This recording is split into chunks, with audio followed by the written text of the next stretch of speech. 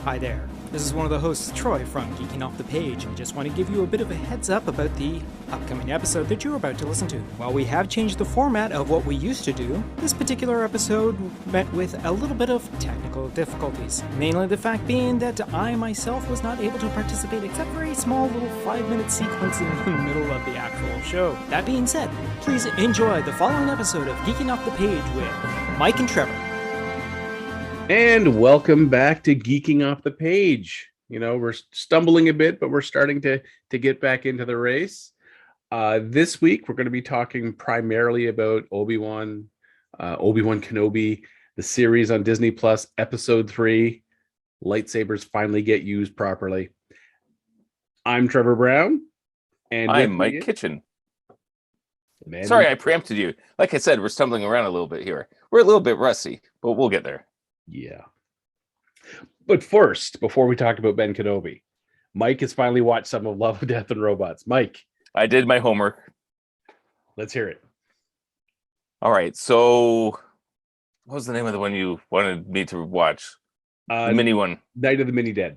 Night of the Mini Dead. Okay, so that's what I started with. And it was fun. It was a lot of fun. It was very strange, very weird. And I couldn't help but think that this is the greatest Sims game that was ever made. Like my daughters had always played Sims when they were little girls, and they had their little houses and their little neighborhoods and all the funny expansion packs. I was thinking, if this was an expansion pack for Sims, I would be so in.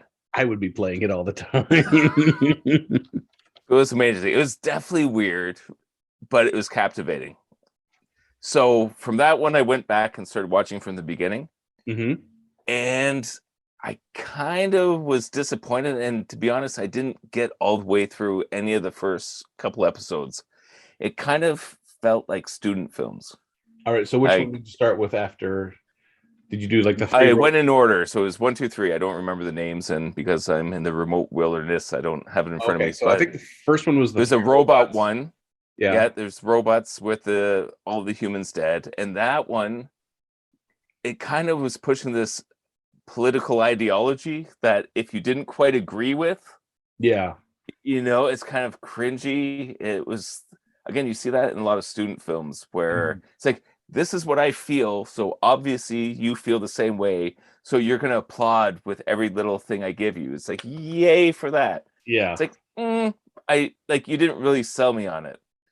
And the animation was fun and the premise was neat, but I just couldn't get pulled into it. And then the second one was the one with the boat. The bad traveling. And I just, again, lost interest in it. Like, I didn't get connected with the characters. Yeah, the characters. It's hard with a short. None of the characters were likable. Yeah. I liked the animation style in that one. It was very, very stylized, the characters' looks. And frankly, not that I'm terrified of crabs or scared of crabs, but they kind of freak me out with all the little things. And yeah. So that one, I was just the whole time was a lot of cringing on my part. Like, ugh, yeah, you feeding that thing? Why aren't you killing it or just sinking the boat now? But yeah. And then the last one was the third one. The very pulse of the machine. The two astronauts on is it Mars? No. They're basically on the surface, and there's the big accident, and the one's dragging the other, and the planet has infected the dead one. And it's so I didn't get through that. So I just kind of started it. So I did like a 3 in the row, and the first one I didn't get through. Second one I didn't get through. That one I was just like, okay, I'm just gonna stop for now. So the only one I got through was Night of the Mini Dead, which I thought was fantastic. The other was, it's just like, these are just too many student films. It felt like being back at Sheridan College where you have to watch everybody's films. Just like, just give me something that I can grasp onto. So a question for you from here on in, is there any other one that you would say as a standout must watch? Because the one you recommended was definitely a winner. I liked, there's two where it's like army units up against an incredible force. I I really liked In the Vaunted Halls Entombed, because that one, it really plays with your sense of just how small we are in the universe, that sense of scale. Okay. Especially right at the very end. And it also it struck me as almost like a Warhammer 40K, but in modern times, like that level of like blind devotion some people Okay. would bring to the table. The other one is Kill Team Kill, which is, it's kind of funny in some ways. But of those two, I'm going to choose another one called Mason's Rats, just because the animation style, the inaneness of intelligent rats going to war against a farmer and his robots. I mean, right there, that kind of just hooks in, and it's just reeling me in. You got robots, you got intelligent rats, and you got a Scottish farmer. It got me. Okay, I'm going to jump in on those, and I'll give a recap. All right. Or a review. Yes. So, I mean, there's a couple other ones. There's like Swarm, which it was pretty. I'll give it that. And the very last one, Jabaro, which is it's like the girl coming up out of the water sort of thing. Again, it was almost like the studio was like, hey, look what we can do. And it didn't, I don't know. I was bored with it halfway through, but I stuck it out. And at the end, I was like, well, I saw some pretty things, but that's the thing. Whenever it's a look what we can do, it's like, okay, but are you telling me a story? No. Yeah. Meh. Whereas I will say with Kill Team Kill and in the Vaulted Halls Entombed, there is a definite, I mean, they could have had pretty much any animation style and it would have worked because of strong story. And Mason's Rat is just, it's just the story premise alone is enough to like drag you in and watch it right to the end. So, yeah. So if you're out there listening and you haven't seen Love, Death, and Robots, try all 3 seasons. I still, funny enough, my favorite has been in season 1, Suits, with the farming colony fighting off the bug invasions, just because it's giant mecha. And that's been my favorite. There's been quite a few, like season 1 I think had some of the best, but these were ones that probably like studios had a long time to develop and put a lot of thought in, a lot of money into, and make it look pretty. Season 2 felt rushed. Season 3 is kind of, they've had more time, but I think they're starting to like, ooh, look what we can do, sort of thing. So, yeah. And for me, I haven't watched all of season 1 or 2, but the ones that stood out for me that I was most excited was the Robert Valley ones. Mm-hmm. Just that animation style. I was always a big fan of his comics and any animation that he's done. So those were ones who's like must watch for me, and just love the style. All right, so going from Love, Death, and Robots. Hey, it's Troy from the beginning of the podcast, interjecting once again into the podcast to the following segment, which was a victim of our technical difficulties. It was to be a sequence in which our constant contributor, Adam, of Adam Asks, who had posted earlier this week on social media that he was currently in England and that he had taken part in a particular geek-themed music performance. I had asked him if he would like to contribute to our show with an overview of said performance, and he gladly agreed. So here is that report. Note to the listener that this particular recording was given to us while Adam was traveling through the London Underground. And of course, without actually having a traveling studio with him, it was all recorded off of his iPhone. So, I apologize for the slightly less than stellar sound, and to enjoy all the audio texture that comes along with this report. Back to the Future, the musical, at the Adelphi Theatre in London.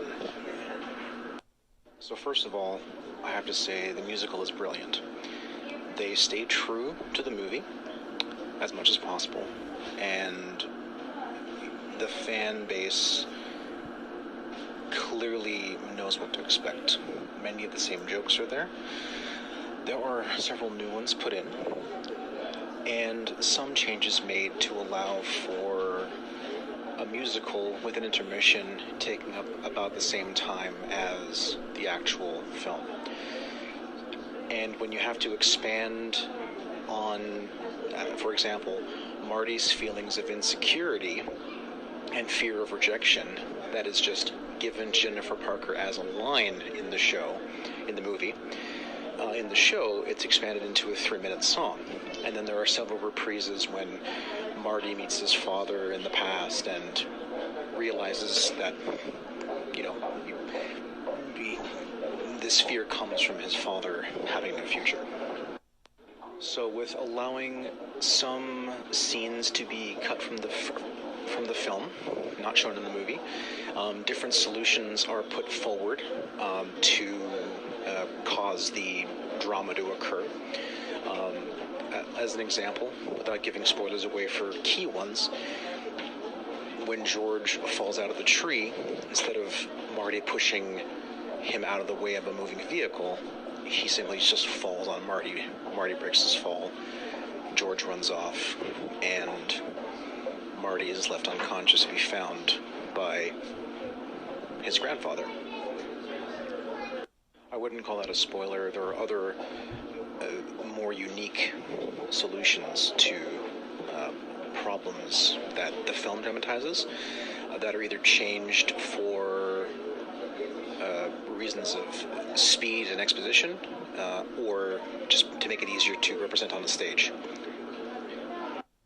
The actors, for the most part, play the roles with their own interpretation. The exceptions to that would be Marty and George. Now, while the actor who portrays Marty has almost an exact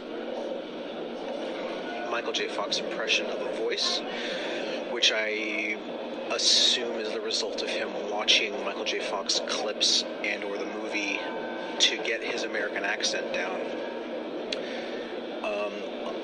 Everyone else has their own vocal cadence that is separate from the characters in the film.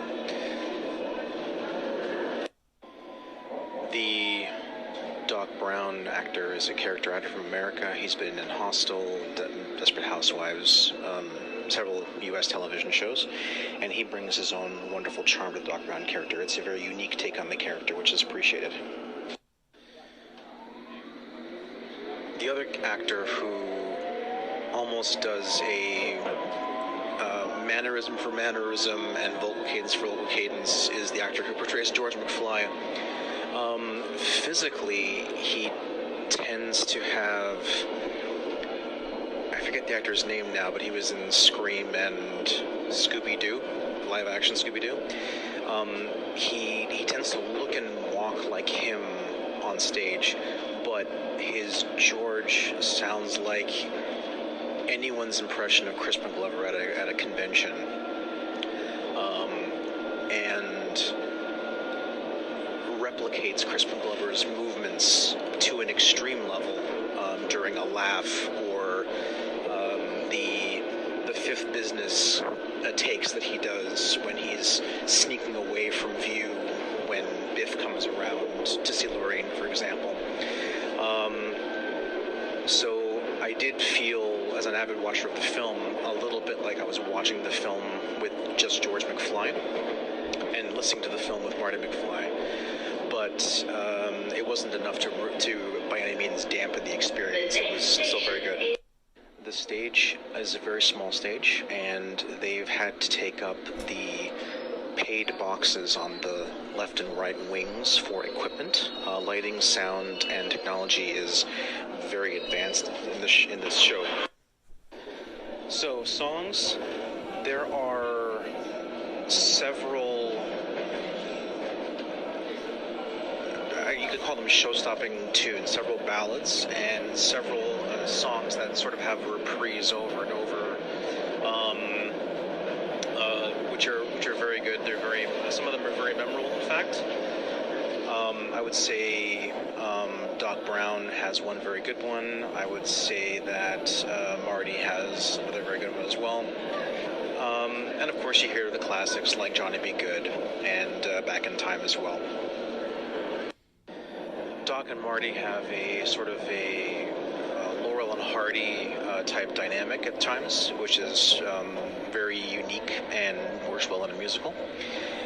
And because they're in a musical, every so often Doc and Marty realize that there are dancers and things happening around them. Other characters don't. But that also gives rise to the potential for Doc being something of an unreliable narrator.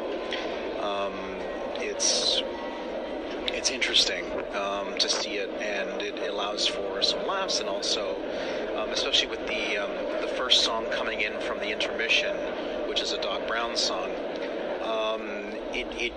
He does seem more manic than just misunderstood, as in the film. Like in the film, he was thought to be a social pariah and not very good with money, but his intentions were pure. And in this one, it seems like he's maybe a little more wackadoodle than Christopher Lloyd's. The DeLorean is almost like its own character. It looks true to the film. I would estimate it's about an 80% scale replica for what's there. But with the show makes use of silk screens both on the back of the stage and in front of the stage that lowers as needed. So, for example, showing Doc climbing the clock tower, a staircase is superimposed in front of the actor, and he just mimes walking, and it's funny. It's played up for laughs. When Marty's driving the vehicle, there is Hill Valley in the background going past him as he's driving around. The special effects are also imposed on the two screens as well. For the lightning storm, for the time travel effect. So they make very good use of sound and visual technology to really immerse the audience as much as possible. I'd like to thank Adam once again for his report, and we now return you to Mike and Trevor as they again start talking about that galaxy far, far away. So on Wednesday, it's past Wednesday. What happened Wednesday, Trevor? Oh, geez, what happened Wednesday? Oh yeah, Disney Plus dropped the third episode of Obi-Wan Kenobi, and some shit happened. And I found out that my son is truly the king of all spoilers, because that thing that I posted, yep, it happened. It did. Yeah, and so anyone who didn't see it, but they're neither are a quick recap. So it's called Part 3. I love the fact that they're not naming the episodes, like not giving them fanciful names, just like Part 1, Part 2, Part 3. So, they don't have time to come up with fancy names. So in this one, Vader has instructed the third sister Reva to find Kenobi and has promised to promote her to Grand Inquisitor if she delivers. Kenobi and Leia are on that transport they jumped onto at the end of episode 2, and it lands on a mining planet. And they proceed to go to the rendezvous that has been provided by that fake Jedi guy. They get there, no one's there. They happen upon an Imperial transport, piloted by, of all people, Zach Braff in costume. He's Freck. Yeah, the driver's name is Freck. It looks like a starfish or a star-nosed mole. Yep. But it's Zach Braff, which was kind of cool. So they get to, they pick up some stormtroopers and they talk back and forth. And there was a really telling moment when they've given fake names, and Obi-Wan accidentally calls Leia. And one of the troopers says, I thought her name was Luma. And he gives this great thing of, she looks so much like her mother. It was a slip of the tongue. I called her by her mother's name. She looks so much like her.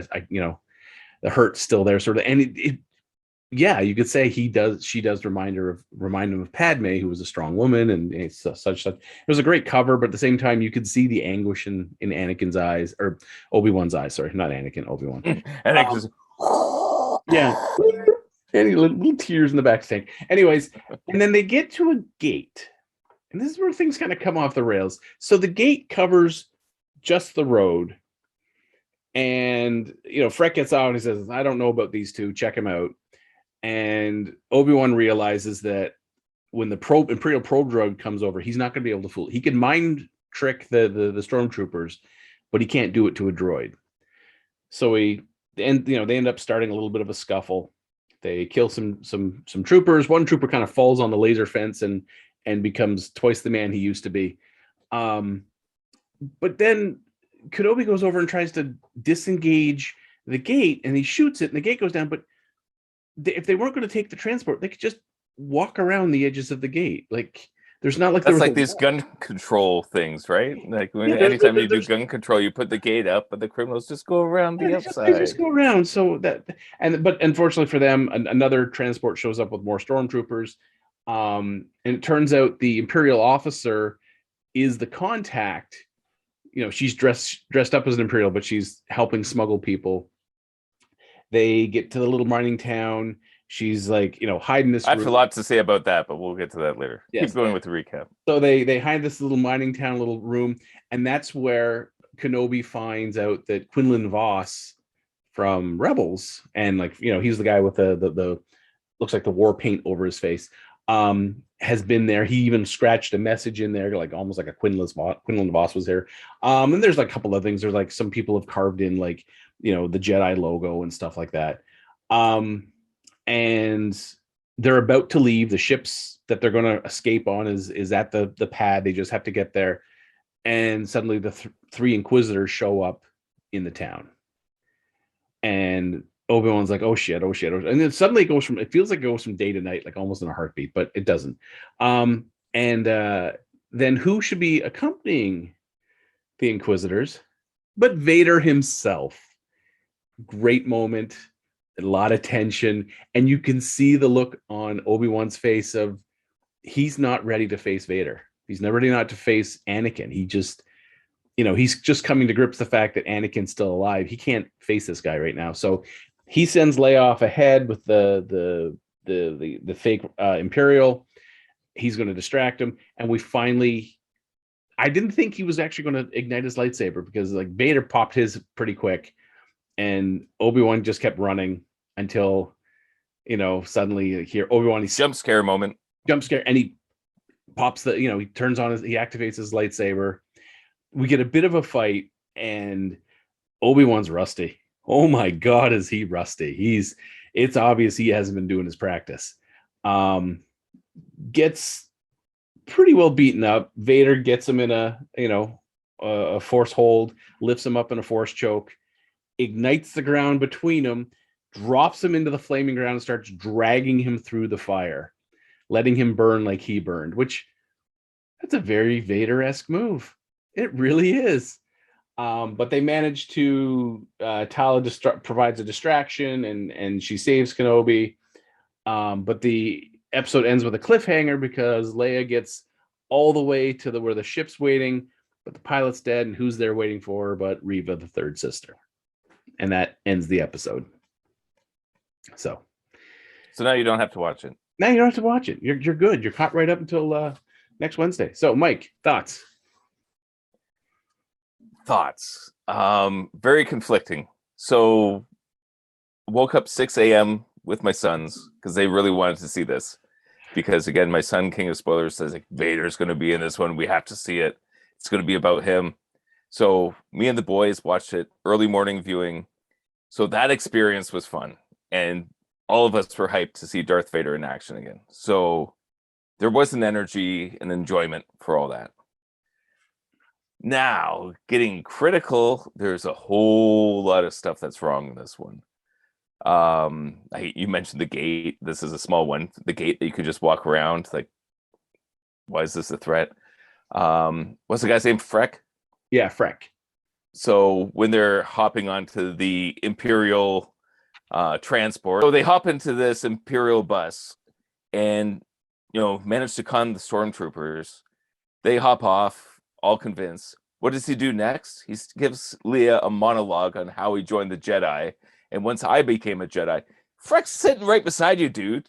This is like where you have a conversation in the back of a cab and think he's not listening. It's like, no, he's hearing everything you're saying. He's Are you writing shit surprised down. that he's going to drop you off? Like, what the hell? It was bad enough you called her Leia, but then you're going to give a whole life story monologue? Like, Yeah. what? So that wasn't very clever writing. The female Imperial officer, and I don't know what the idea with the story is with this, because if you look at A New Hope, there's never been a precedent for a female officer. It's 100% male in all of the original trilogy movies. So you got this one female officer on this planet who goes and shoots all of her soldiers in the back to help a bunch of renegades. It's like, maybe there were female officers before. And then Vader thought, you know what? These female officers, yeah, they're trouble. Let's not do that anymore. I don't know. That was really strange.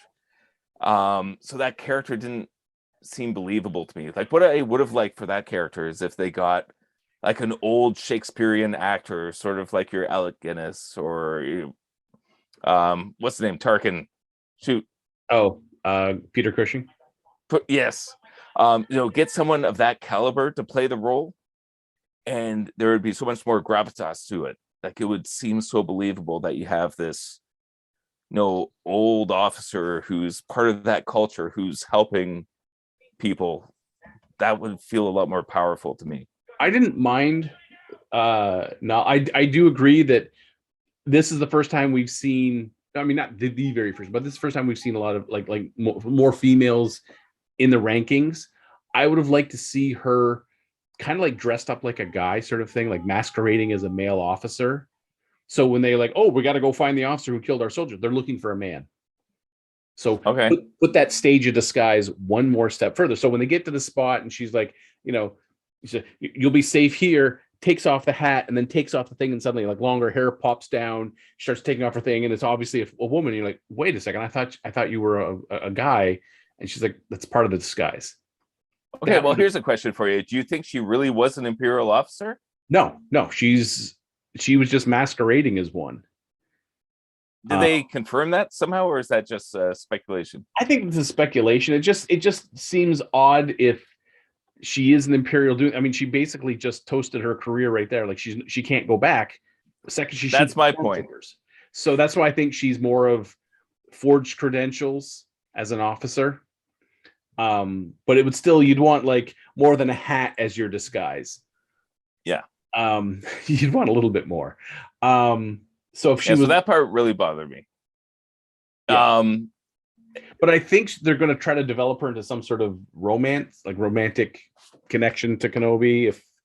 I hope not. Yeah, I hope not either. But that's what I've been hearing. So, well, no, because you've also got to point out the fact that the ghost of Troy Kenobi. They brought up Satine in this episode as well, so there's no way that Kenobi is going to have a romantic entanglement with any character. Did he reference Satine directly? No, but that's the thing. It's the suggestion that if you've seen Clone Wars, if you've seen the other stuff that comes along with this series, you know that is who he's referring to, because as a Jedi, you don't have those connections. And it's the only time that he has actually had a connection with another person. And that's why it was such a devastating blow to him after the fact that she was killed off. So, all right, I'm just quickly. So Tala is a disillusioned Imperial officer who helps. So she is an Imperial officer. She does have an official rank and all that sort of thing. But she was basically Schindler's listing these people, sort of thing, to get them out of Imperial. And I love that. But now, is there a precedent in any other previous Star Wars of female, like in the other Star Wars, animated, all these kind of things? In the animated one, I think there were a couple of females, but never in the films. The films, until you hit the Disney movies, never had female characters. There was always female characters in the EU novelizations that were coming out at the time and all that. And the comic books always had female Imperial officers and all that. But on screen, we never saw anything until like the Disney sequels. This is the first time that we actually saw female officers in any Imperial thing, but they've been known to be around prior to this. So this is technically basically the very first female Imperial officer we've ever seen in the chronological storyline. Because Also for me, remember, I this kind of is- see it as the Emperor goes, it's like, oh, they're just trouble. Just stop it. But Like this every is more, time you they're gotta remember, this is kind of like a backwater planet, so they're not going to be sending their better officers out there. So it was probably a case of, just send her there. No one cares.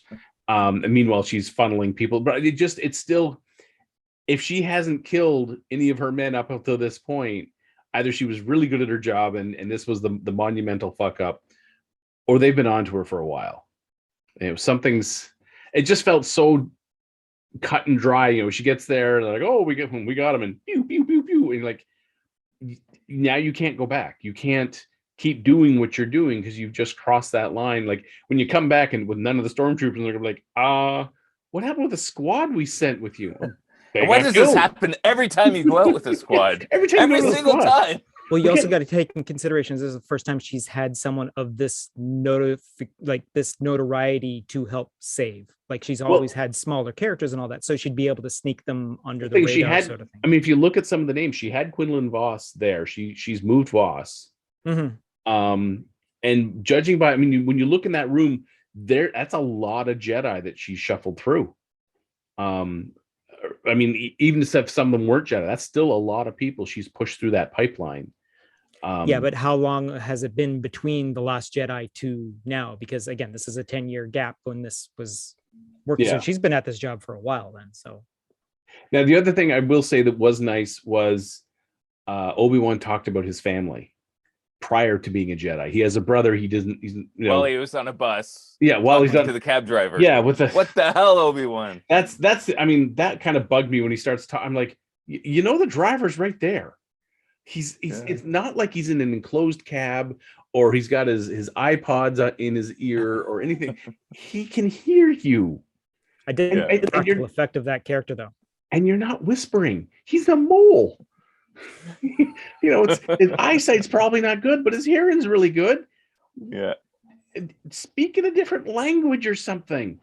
Like I was just I was sitting here and I'm just like, is he really spilling his guts while someone who could turn him in is right there? He may as well. And then he does turn him in. It's like, well, duh. Why did he just put a sign around his neck saying former Jedi Obi-Wan Kenobi? Need ride to Alderaan. Yes, need ride to Alderaan. We'll pay in Jedi credits. Alderaan or bust. Yeah. Well, I think that's Leia's sign. His sign is get the girl to Alderaan. It was nice. We got to see Vader's castle. That was fantastic. Okay, I have a problem with that. Oh, okay, really? You know what? Let me just go into a big Vader monologue here. Hit it. So a huge problem I had with Darth Vader in this is, to me, it broke character from A New Hope. So there's a key line in the original Star Wars with Princess Leia talking to Tarkin. It's like, oh, I should have known you were holding Vader's leash. To me, that says at that point, Darth Vader is a mad dog on a leash that is being controlled by whoever's in charge. Like, to me, in that era, that's what Darth Vader is. He's just this mad dog. Every now and then they let him off the leash and he goes and just massacres whoever he needs to. But he's on the leash. Like even in the mating room where he starts choking people out, Tarkin's like, down, boy. Release, bad Vader. It's like, okay, fine. Right? So it is that kind of vibe. So I would have loved in this if there was some other authority figure in the Empire that's giving the commands and doing that. And every now and then it's like, go get him, Vader. Go get him. Well, I see in this as more Vader's been assigned the task of hunting down the Jedi.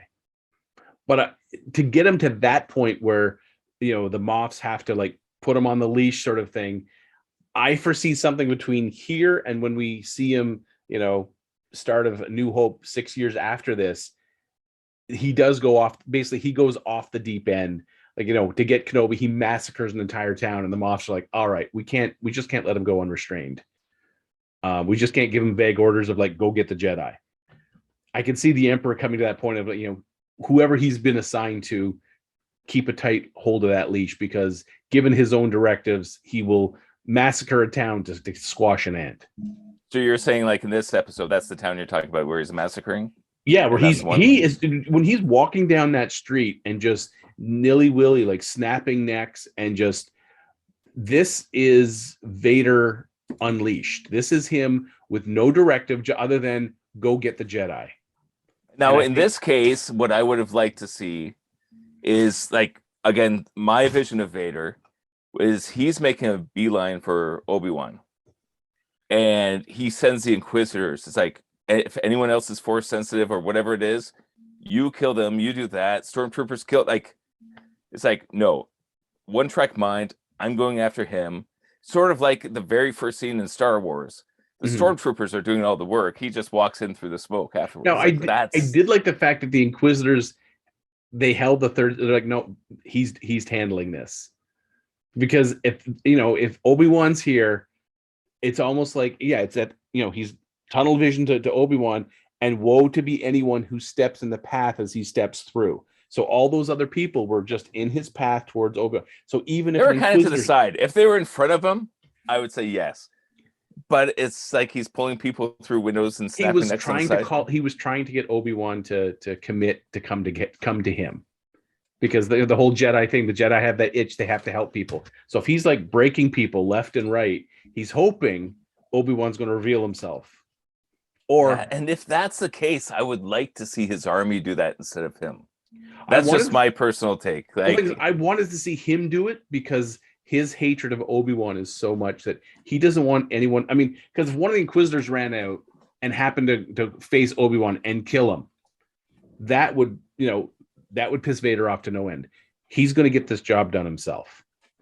Obi-Wan is his. That's why he promised the third sister, you get me Obi-Wan, Grand Inquisitorship is yours. Yeah, you never trust a Vader promotion. Oh, no. Or demotion, for that fact. He's altering the deal. Pray he alter it no further. I'm just going to say it was a fantastic way to introduce Vader. It was kind of neat to see him move around. It was fantastic hearing James Earl Jones doing the voice again and sounding so lively as opposed to what we got in episode 3. I have to ask, like, is it a deep fake? Because I know, he's credited and they said he did the voice. But I know Luke Skywalker in Boba Fett, they were playing with a lot of deep fake technology. Do we know if they were using any of the deep fake voice technology in this? As far as I know, he did record all new lines for it. They may have done some digital editing to make it sound like more spry sort of thing. So like maybe bring it a more old school voice pack or something. Yeah, exactly. I thought it sounded great. Yeah, well, they used Respeecher to liven up his voice a bit. And they did a lot of editing because these days James Earl Jones, it's when he talks, there's pauses, big pauses for breath. So they did a lot of editing that way, and they did use it's called Respeecher to kind of like freshen up his voice so he has that same level of cadence that he had, so that the voice is recognizable. Which is completely different from what they did for Luke Skywalker in the Book of Boba Fett, where they actually just took samplings of his voice and did that. So like the new Top Gun movie, Val Kilmer, it's his words, but it's not him saying it. It's the AI saying it. Just because he can't speak right now, at least not well enough to be understood. So it was still nice to hear Darth Vader, like see him and hear him. I did notice a difference in the way he moved. In terms of, I noticed that as well, but I thought it was decent. Like, it didn't offend me. Let's put it that way. There's a lot of stuff that offended me in the show, but yeah, that wasn't one of the things. Anyways, so episode 3, now this gets, as I said, this gets us to the 50% mark. So we have 3 episodes left. It's so far I'm liking where it's going. There is a lot of room where this can go. There's also room for them to, tank this hard into the ground. So it'll be interesting to see what they do.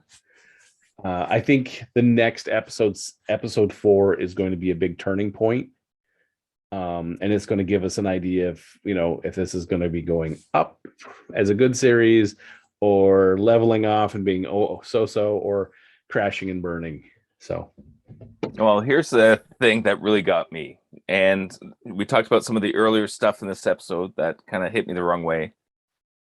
But the part right at the end that you talked about when Darth Vader gets Obi-Wan in the chokehold and drags him through the flames, I was all in for that. And then, the Imperial traitor, and well, first of all, Vader puts out the flames and tells the stormtroopers to go get him, which is okay. That's kind of a Vader thing to do because he's going to torture him later. Fine, get the stormtroopers to do the stuff. Meanwhile, Imperial chick just randomly shoots another stormtrooper. Darth Vader doesn't do anything except look at her. Like, he could have force choked her from there and just snapped her neck, right? Mm-hmm. Nothing happened. She blows up whatever it is, and then there's more flames. First of all, we already established that Darth Vader can put out the flames with the Force because he did that already. Yeah. Not a problem. Second, he's got cyborg legs and a spacesuit. He could walk through the flames, right? Like, who cares? Yeah. Obi-Wan's right there. He's been hunting him for 10 years. You think a couple flames are going to stop Darth Vader? No. So what the hell? He just stops and looks and turns around. Yeah, I think what was needed was Obi-Wan doing like a force push and knocking Vader off his feet. And then having like all the troopers like, oh crap, but Vader's been knocked down, trying to help him up, sort of thing, to give them time to get away. Yeah, something, like some sort of reason.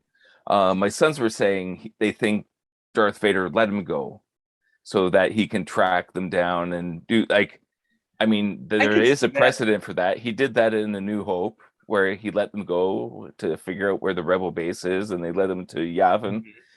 So there is something there, but in this episode as a whole, you have this massive climax of these two guys you want to see fight.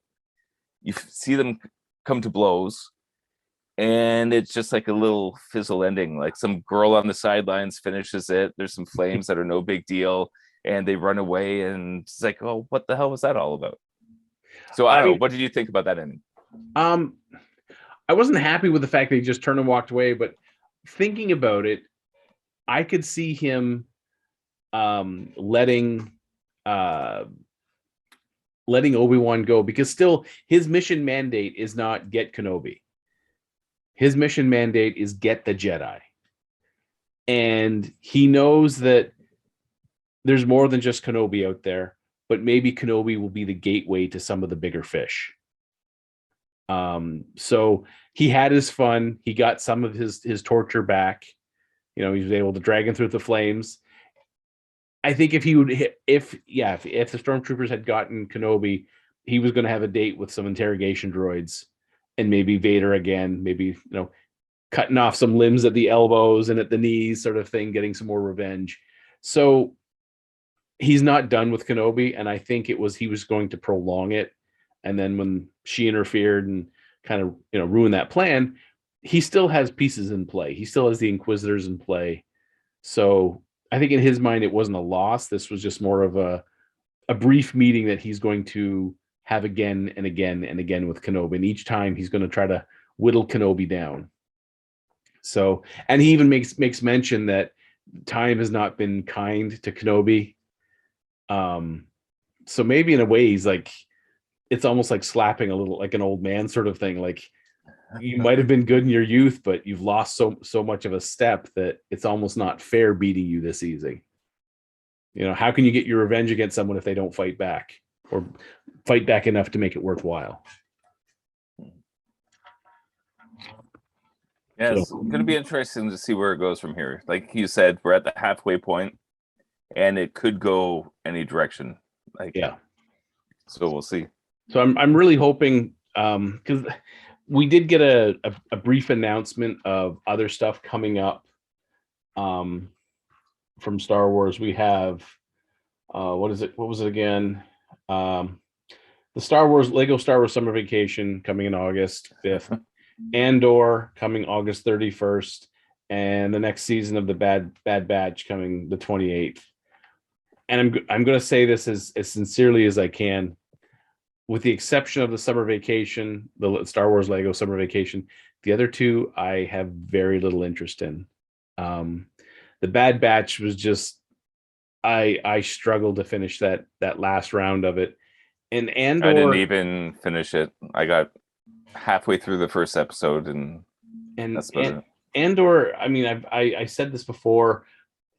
It's a character that we know cannot get into lethal peril because he has to survive to Rogue One, where he dies. So no matter what the situation is, they're never going to put him in a situation where the audience is wondering, oh God, will he be killed? Well, no, of course not. He can't be. He's got plot armor. He can't be killed. So any dangerous situation he puts himself in, or someone puts him in, he's going to get out. And we know that. And that takes the legs away from, I mean, we could say the same thing for Obi-Wan. We know he survives to A New Hope, but it's a character we've invested a lot of time in. And we don't know how he's going to survive to A New Hope. Like, that's yeah. Whereas Andor, we saw him in one film where he starts out, you know, your feelings towards the character are kind of, you know, is he a hero? Is he not a hero? You know, he's sent to go assassinate this guy and tells lies, and then has a change of heart and decides to get the plans for the Death Star. And there's not a lot of room for the audience to get behind that character and go, ooh, I want to find out more. Yeah. I mean, I think the only way to make a story like that interesting is you have to introduce a cast of characters that you care about a lot. Yeah. And you're worried if they're going to survive or not. Like, that's the only way to really do it, to add peril. If it's just about a character, you know, has plot armor through the whole thing, you don't care. But if you introduce 5 awesome characters that don't have plot armor, then you go, oh, well, what's going to happen to them? Yeah, like then you can get invested. The Bad Batch, we never hear of them again. So they're going to probably have a messy end. They're not going to, you know, sail off into the sunset sort of thing. But because we know where Andor leads to, it's hard. It's to me, I don't know how they're going to. Is he going to be the main hero of the series, or is he the handler of a bunch of operatives that keep dying off, and then he finally decides to take matters in hand? Like, I don't know what their plan is for it, but I just think taking such a minor character as him and then rolling a series around him is just, it doesn't work. Yeah. Again, if he'd had more movies that he'd been in that we'd get more invested in, like if he was if he was in episode 1, 2, and 3, then seeing him getting the plans for the Death Star for episode 4, we would be invested in the Andor series to seeing, you know, how he joined the rebellion, or what he did from the end of Revenge of the Sith to, you know, Rogue One, where he dies. Then there'd be some interest in him, but he was a one-off character. You know what would be an awesome series? Wedge Antilles. I'd be all for that. Top Gun Star Wars. That's what it would be. I think that was Rogue just Squadron? A guy in an X-wing on missions, like Tom Cruise. Wasn't that what Rogue Squadron was supposed to be? Something to that effect? I don't know. I mean, Patty Jenkins, I mean, her dad was a fighter pilot. I think she could have done it well, but again, people at you know, Disney and Kathleen Kennedy fucking around with shit and just screw it, I'll go do something else. You know, I would watch the hell out of a series about Wedge Antilles. Yeah, that'd be great, because you barely see him, but you know he's a legend. So it's let's see his legendary stuff. He flew both Death Stars. Yeah.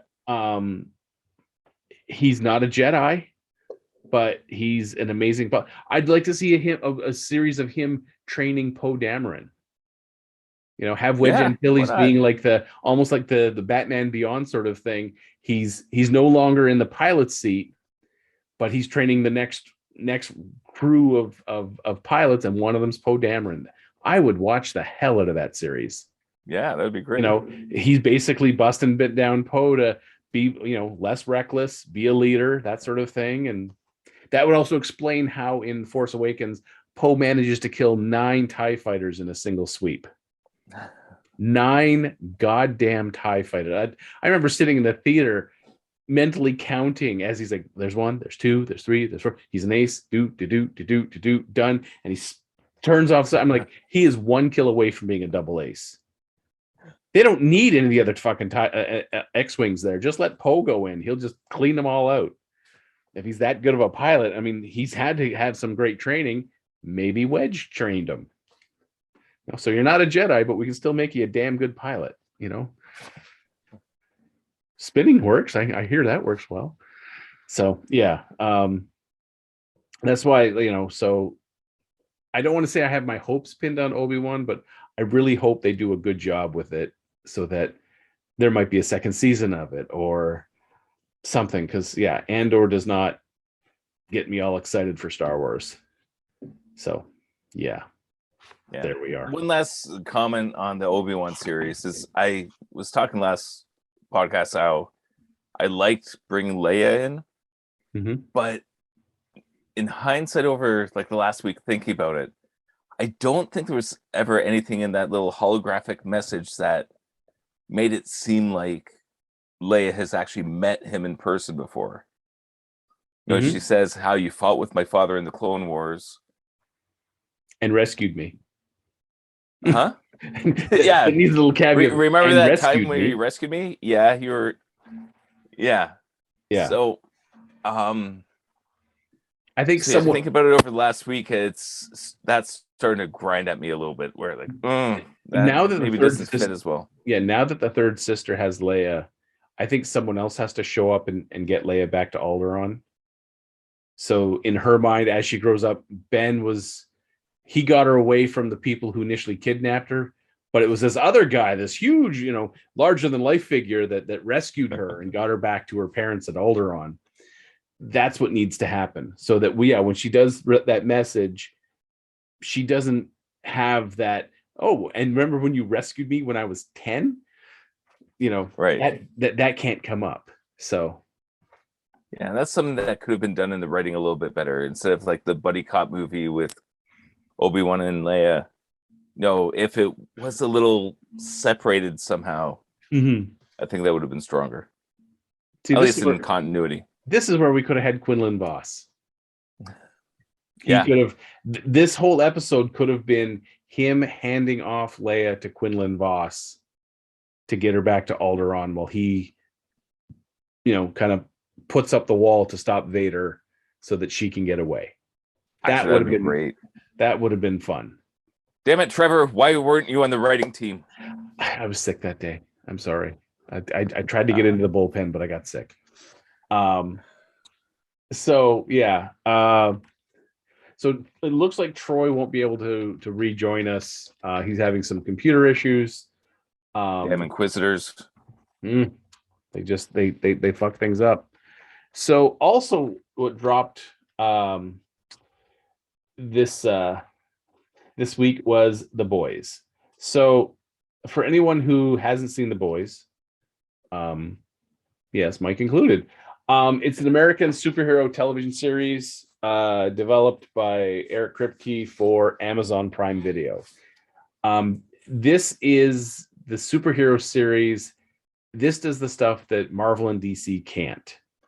This is by no means rated PG or PG. Not even Deadpool.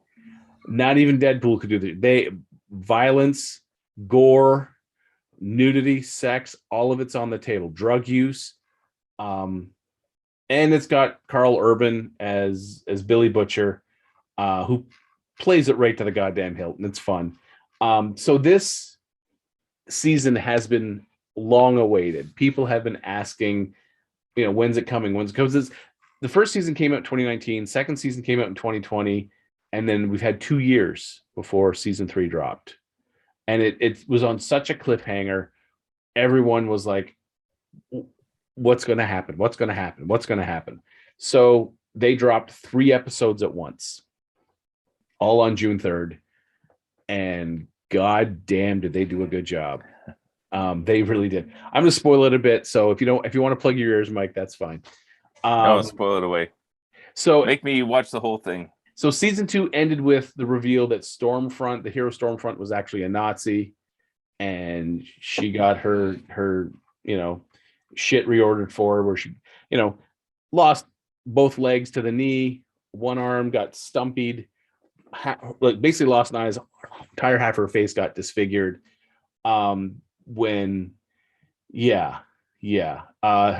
it's Homefront and Billy Butcher's wife's kid, Ryan.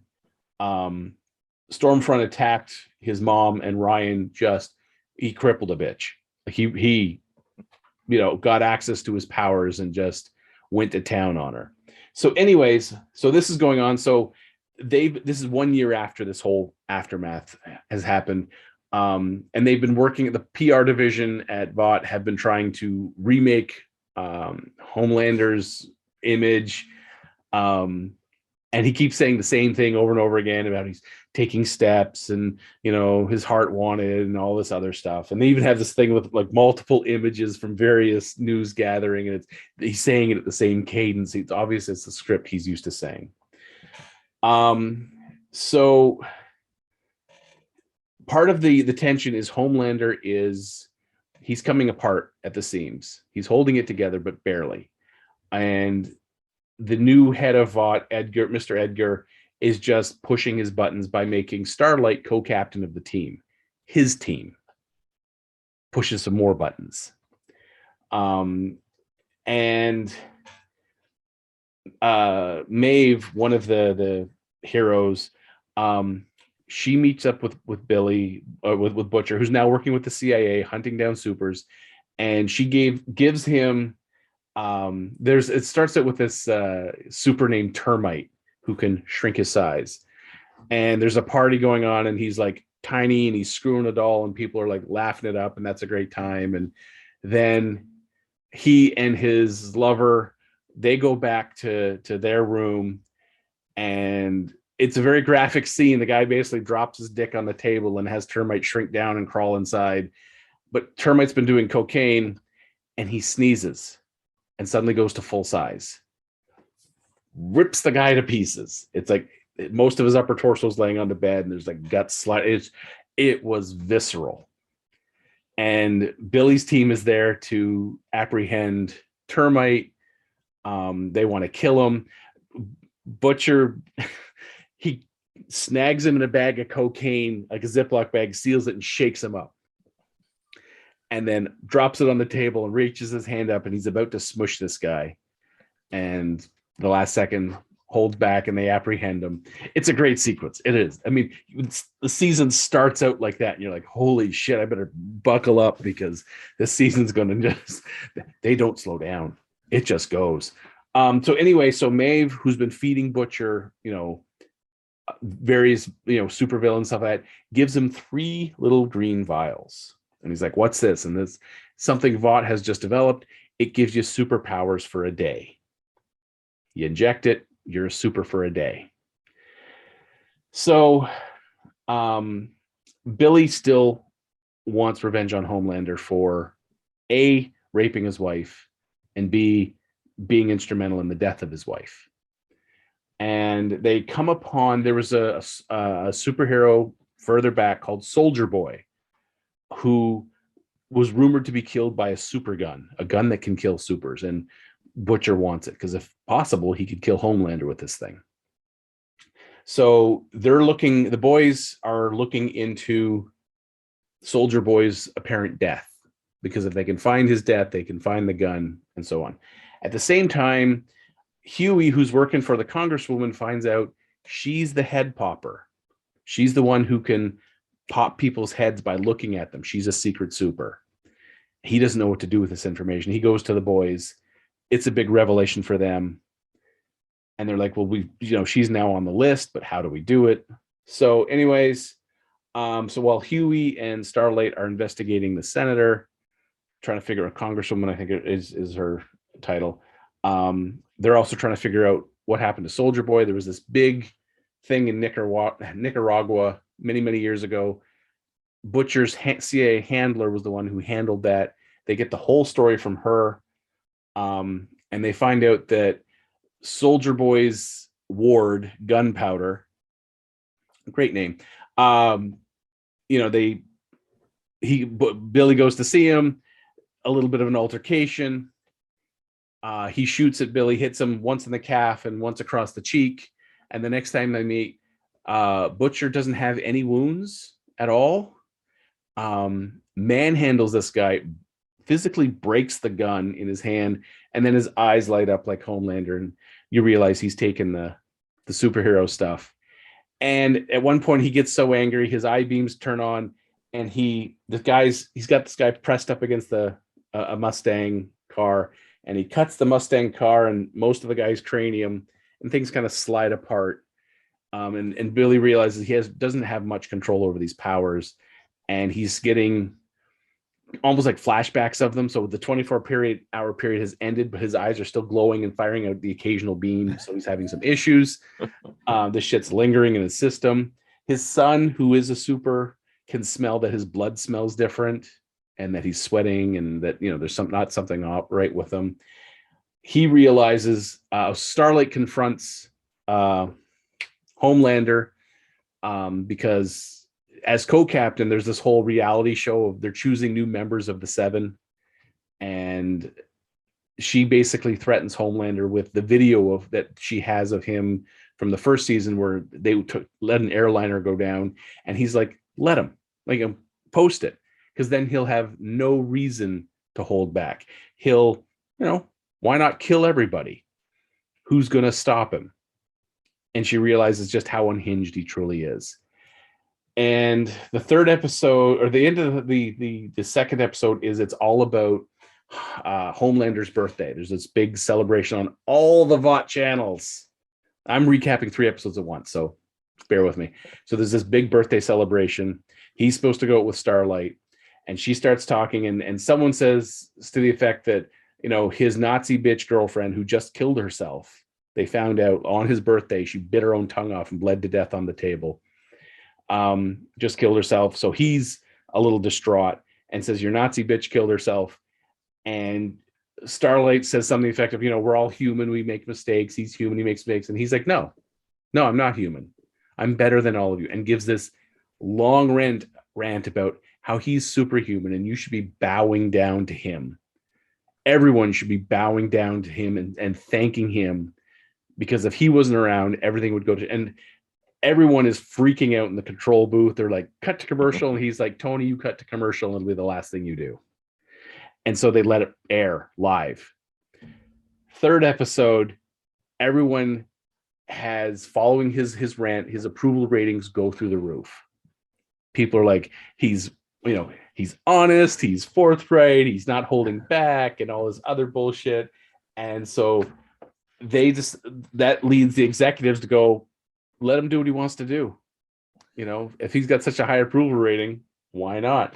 So he's absolutely, now he has no compulsion. So they have this reality show.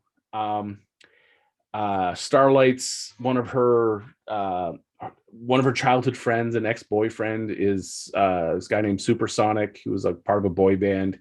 They choose him to be part of the Seven, and then they bring back the Deep. And at one point, Starlight's like, I don't want the Deep back. I don't want the guy who mouth raped me to be on the team. And they're like, oh, it's okay. It's okay. And there's a really horrible sequence where Deep and his wife are screwing in their room, and there's an octopus up against the glass. And you think that Deep is maybe talking about what he'd like to do to the octopus. It's really fucked up. And later there's a dinner with Homelander, the head of the PR, the Deep and his wife. And first they're like, let's have lobster.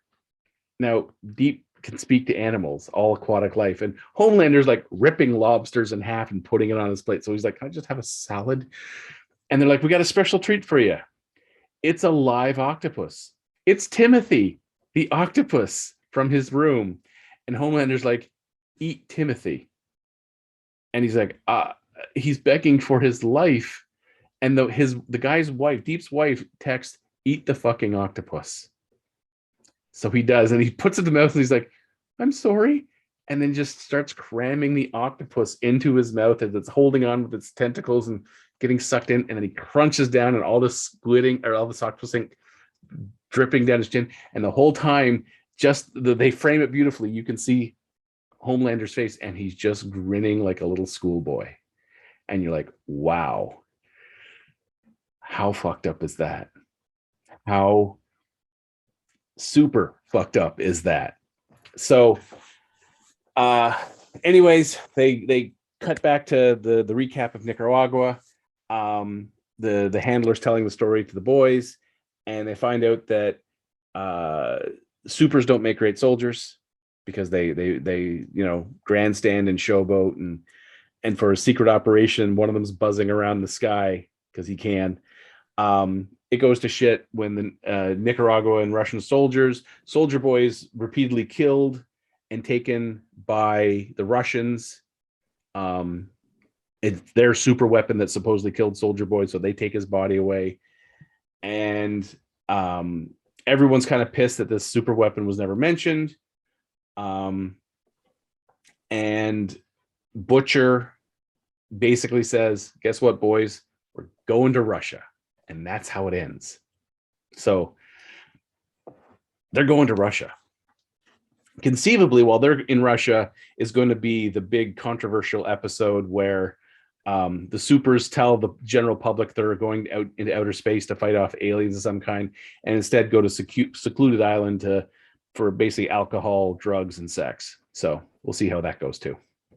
Not that there's anything wrong with that. Nothing wrong with that. Also, a little side thing, Huey is kind of jealous of Supersonic because he took Starlight's virginity, and they're kind of all chummy, but at the same time he's got to figure out what to do with this congresswoman that he's working for. So he has the Japanese girl break his arm to give him an injury because he cut his hand trying to open a jar of jam, but to break his arm. And it is so graphic when she grabs his upper arm and then just on the count of 3, 1, and it's just his arms at a right angle.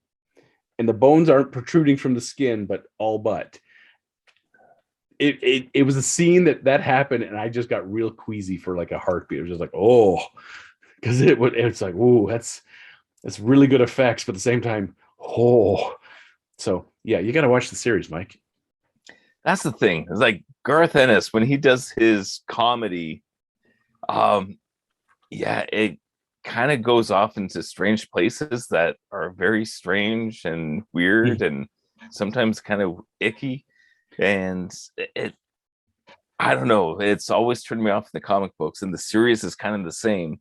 Although I am very, very curious to kind of see all this stuff. So yeah, maybe I'll plug through a few episodes and see how it goes.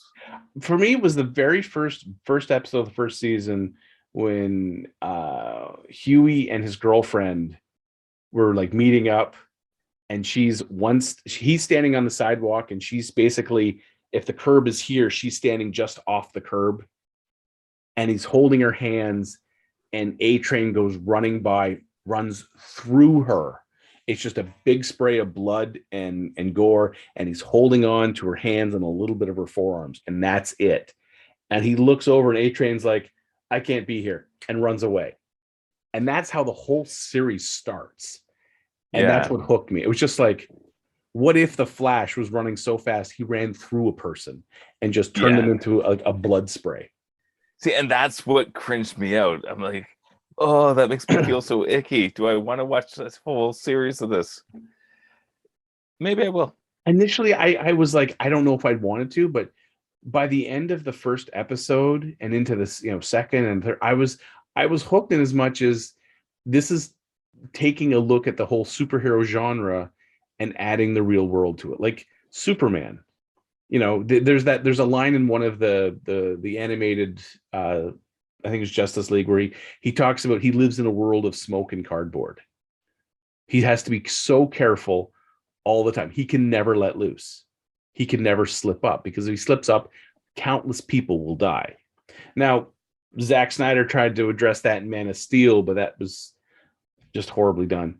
But to me, The Boys is taking that concept of, it's not like, oh, when the big superhero strong guy punches somebody and he flies back and leaves like a cardboard, like the cutout of the guy through the walls. No, if you hit someone with super strength, their body basically rips to pieces. Because vaporized, it's like being hit by a bus going 90 miles an hour. There's not a chance of survival. There's not a whole lot left. And having that and seeing that and the way that it's done in the series, it speaks to me in a way of, because when you see like in the Superman shows or the cartoons, when he punches somebody, the guy just like, oh, and goes down, and you're like, really? He never slips up. He's the big Boy Scout. He never slips up. Like, we're seeing people who get, they get emotional, and when they get emotional, they lose that little slip of control, and things happen. Bad things happen. So yeah, for me, it's fun to watch this. So yeah. And she's a congresswoman, by the way, not a senator. Sorry if I've been kept saying senator and annoyed people, but yeah, congresswoman. Sorry. You stand corrected. I do. So yeah, if you get a chance to just catch a couple of episodes and see if it catches your fancy. If it doesn't, it doesn't. If it does, it does. I'm enjoying it. I probably will enjoy it right to the end of season 3 because they haven't announced a 4th season yet. But yeah, it's fun. Well, Garth Ennis is one of my favorite comic book writers, especially when dealing with Nick Fury and the Punisher. So I think what's helping all right, we'll give it a chance. Is the guy who's developing it, Eric Kripke, is there are limits to what he's allowing. Okay. I mean, some of the subject. I mean, at one point they broke into a superhero. It was like this hospital where they were giving people the compound that turns people into supers to see if they could safely give it to adults, because up until now you could only give it to kids in measured doses, and then they would be a superhero when they grew up. If you gave it to an adult, more often than not, it killed them instantly, or not. If not instantly, then slowly and horribly. And so this medical facility was trying to come up with a way of giving it to adults safely and developing powers. And at one point they meet up with a guy who has a extra long prehensile penis that he uses to strangle people. And they show it. And it's as horrifying as it sounds. Yeah. So yeah, there's stuff like that. And the cast is really good. Simon Pegg is Huey's dad, which is funny when you see the little blips of him, and it's just like, that's Simon Pegg. Holy shit. So yeah. So I recommend it for anyone who likes the superhero genre. Just be warned, it is very, very graphic. It is very, very violent. You watch that one with the kids? Surprisingly, no. Yeah, I'll wait till they're at least 30. 50. Oh, 30. I'll wait till they're married, and then they can watch it. Yeah. It's not something I would, let a 15-year-old watch. It's definitely, rated M 18. Is that one to watch with the wife? And if they're a superhero genre fan, maybe. If they're not, no. What about your wife? No. No. This is not her cup of tea, and I know that. I know her well enough to know that she would not enjoy this. So, I mean, she falls asleep during action sequences in like Avengers movies and stuff like that. So, yeah, it would not hold her interest, and the genre is not something she likes. So, yeah, we'll watch Bob's Burgers instead. That's one thing I always do is for certain shows. It's like, okay, where does that lie on the spectrum? Right? Mm-hmm. They're fun with the family, fun with the wife. Nope, just for me. So exactly. Alone. So there's shows I will watch with the family. There are shows I'll watch with Josie and Ramona versus with Fred or Harrison. There are shows, whole family shows just Mare and I will watch together. And then there's that narrow slice of just me. And yeah, there thing is at the same time there are narrow slices that are just Meredith. And I'm fine with that. And sometimes she'll watch a show and say, you've got to watch this, and we'll watch together. And yeah, it's a show I end up liking. And so, now the season comes, we both watch together. There's other times there's shows she's watched that I have no interest in. So that's what makes a happy marriage is let people do what they like to do. do what you can do together and do what you can do as a family. Happy wife, happy life. Wise words. Been working so far. All right. So I think that's going to wrap us up. Actually, you know what? I know we only have a little bit of time left. Yeah. Quick plug, which I should have preempted earlier, but Orville. Watch the new Orville. Fantastic. This is the best Star Trek I've seen in decades. All right. I will get on. I have actually had that on my plan to see the new Orville New Horizons with Meredith. We're just catching up so that it doesn't make any so things make sense, but yes. So what my kids said while we were watching it, especially my sons, they said, "Oh my God, is this going to be better than Obi-Wan Kenobi?" So that was the impact that we had while watching it. So awesome. That's a lot of fun. I'm definitely looking forward to the full series. I'll try to get that so that our next podcast we can discuss it. Sound good? Sounds good. All right. So if you've been listening to this podcast, okay. We'll try to catch up again. This has been Geeking Off the Page. I'm Trevor. I'm Mike. And you heard from Troy briefly. Yeah, Troy was around somewhere. Bye. Good night, folks. You've just been listening to a Planet Geek production of Geeking Off the Page with your hosts Michael Kitchen and Trevor Brown. Contact us through social medias by going to either Instagram and Twitter at Planet Geek Pod, on Facebook and YouTube. Search for Planet Geek Productions. You will send us an email at planetgeekpod@gmail.com. Be sure to like, subscribe, share, and vote this podcast. I've been Troy Bowman. Be sure to tune in next time, same back channel, same spider time. Is Troy connecting? It looks like Troy's connecting. It does look like he's connecting. Come on, Troy, you can do this. Come on, Troy. Come on. Come get the pretzel. Troy Bowman. Come get the pretzel. You're our only hope. Help us, Troy Bowman. You're our only hope. He's so close. He's so close. Maybe he'll show up. All right. We'll just keep going. All right. So, chime in, Troy. What do you have to say? I really have no idea because I wasn't listening to you guys up until this point and all that. So, look, I'm just going to say. We'll just keep going then. Yeah, I'm just going to say that's okay. that Listen to the podcast next week. Yeah, exactly. Yeah.